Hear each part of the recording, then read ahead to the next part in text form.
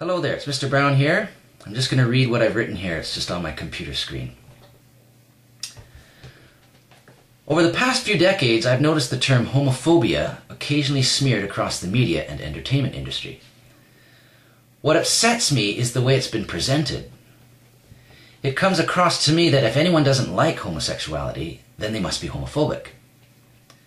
I don't have anything against homosexuals themselves, but what I do have a problem with is anyone trying to shame me into accepting something that I am firmly against.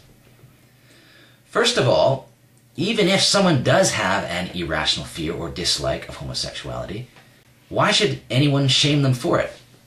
Do we shame someone who is afraid of spiders?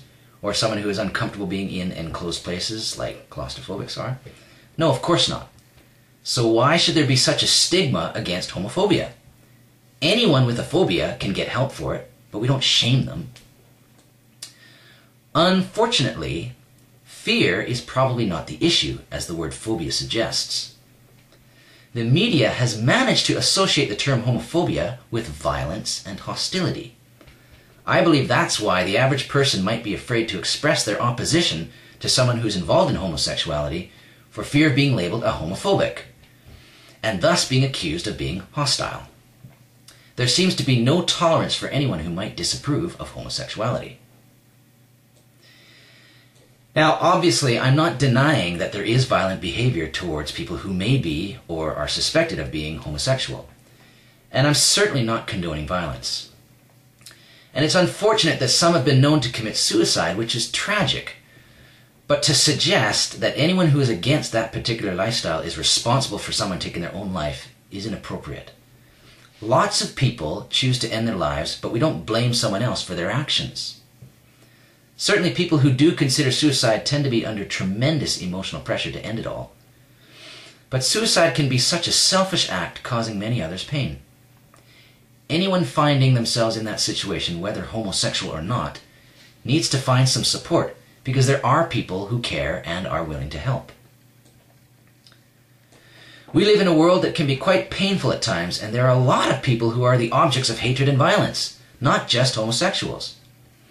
I believe love and compassion are a better answer than violence. However, having love and compassion doesn't necessarily mean we accept inappropriate behavior. I believe there is a lot of pain and confusion in this area of homosexuality, and there has been a huge push to make it acceptable in today's society in order to eliminate that sense of shame. However, one of the tactics of eliminating it has been to shame others who don't accept it. And that just doesn't make any sense at all. I read briefly of a woman claiming her 5-year-old son was gay, and she loved him anyway, and if anyone had a problem with it, she didn't want to know them. Well, first of all, the word gay used to mean bright and cheerful, which has nothing to do with sexuality, even if the child is demonstrating effeminate mannerisms. Secondly, 5-year-olds are not sexually mature and haven't even reached adolescence, so how can they be showing any sexual preferences? Thirdly, just because someone is concerned about the behavior of her son doesn't mean they don't love him. And fourthly, her defensive comments are merely manifesting the very hostility that so many heterosexuals are accused of. It's been well documented that most people who struggle with homosexual tendencies have had difficulties in their early family life. Well, who hasn't? Very few these days. In many cases, they've had a distant or unemotional father, and their needs for his love and affirmation have gone unmet. Or they've had a dominating mother who may have emasculated them. I understand the emotional trauma many children receive from being raised in a dysfunctional family. Often the pain is too great and we end up looking for something or someone to ease that pain. We all need love and intimacy and a sense of belonging, and I believe many of us are actually unaware of our own coping mechanisms. But we don't need to be hostile towards others who are trying to cope, whether we agree with their means or not. I believe men and women are created in God's image. I also believe Jesus Christ called God his Father. And I don't believe either of them are homosexual. God designed man and woman to come together in mutual love and affection and raise children in a healthy, life-giving environment. Unfortunately, because of sin, we now live in a twisted world where so much of what was meant to be good ends up being perverted. There is no end to sexual perversity that goes on in this world. Where do we draw the line? What is acceptable? Necrophilia? Bestiality? Transsexuality? Bisexuality? Same-sex marriages? Polygamy? Pedophilia? Incest? To shame anyone for disagreeing in these issues is ludicrous. God forbid that anyone should disapprove of another's actions. There has to be boundaries in a healthy lifestyle. We're not free to just do anything we please. If we do, we have to accept responsibility for the consequences. Years ago, I was at an outdoor concert in Vancouver where the main band was a group of lesbians. And once midnight hit, then the festivities really began.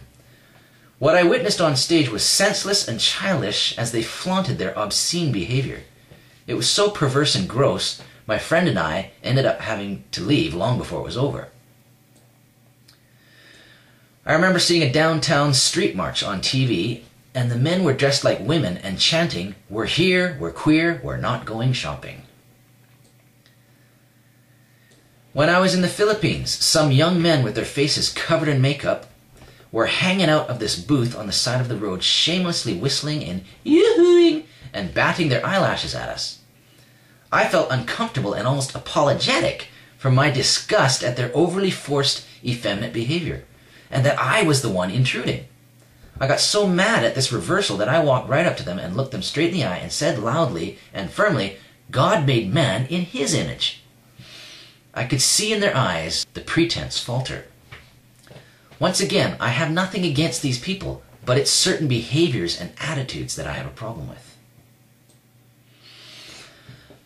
I once met a young man who lived in shelters in the city of Vancouver, who confessed to me that he often went to see an older man in order to give him sexual favors for money.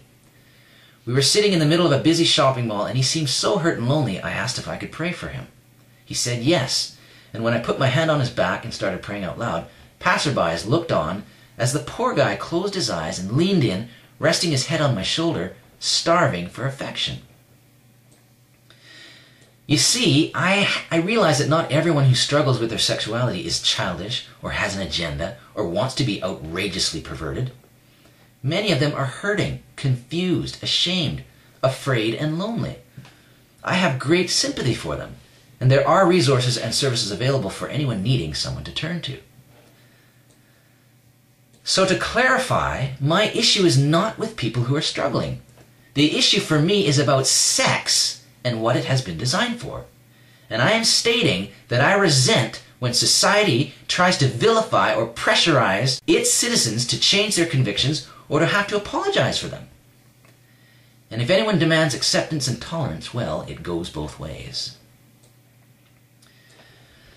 I'd like to finish off by keeping in mind that heterosexuals also struggle with sexuality. What with temptation, fornication, lust, adultery, and even the other more unacceptable behaviors I mentioned earlier. We are bombarded with messages about what is beautiful, sexy, attractive, and what makes for a good love life, etc. We all have to discipline ourselves and not act out on our inappropriate desires, and if need be, to get help and counseling. So yes, let's stop bullying and the violence towards each other. Let's demonstrate a little more love and acceptance to those who might be different than us or do things differently. Whether they look different or are a bit of a loner, have a different skin color, are of a different ethnicity or religious upbringing, have emotional problems or health issues, or anyone we might happen to disagree with. Let's be a little more understanding and compassionate, but let's not be afraid to disagree or even to disapprove. That's only healthy. Thank you for listening.